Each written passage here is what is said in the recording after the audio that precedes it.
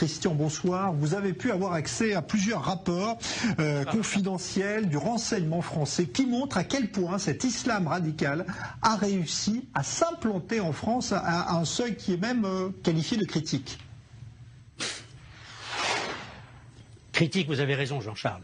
Les islamistes ont tissé leur toile en France depuis les années 70. Alors il y a 4 mouvements qui sont jugés à la fois très actifs et très dangereux. Les frères musulmans, les salafistes, le tablir et le mouvement turc cher à Erdogan.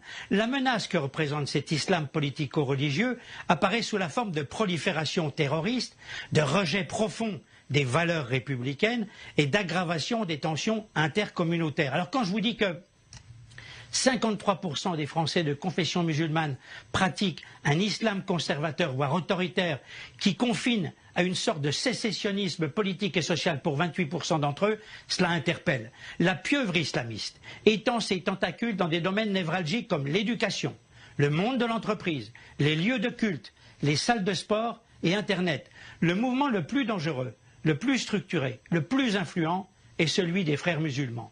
Ils contrôlent de très nombreux lieux de culte et a un quasi-monopole sur la formation des imams.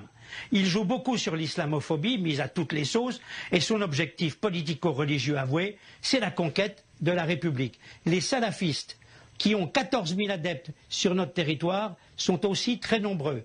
Ils prônent la rupture avec la société européenne, mais aussi avec tout ce qui n'est pas islamique. Le maillage géographique des sites salafistes est dense. Écoutez bien, il y a 118 villes avec une empreinte salafiste en Île-de-France, en Rhône-Alpes, région de Lyon, en PACA, Marseille, Montpellier, Nice, les Hauts-de-France, Lille, Roubaix, Tourcoing, Valenciennes. Les mosquées sont majoritairement dirigées par des imams d'origine étrangère, algérienne, tunisienne, turque, voire égyptienne, à Argenteuil, à Limeil, à Nice et à Cannes. Vous voyez, et c'est pas terminé. Alors Christian, qu'est-ce qui vous a le plus frappé justement à la lecture de ces rapports? Je vais être clair. Les islamistes sont partout.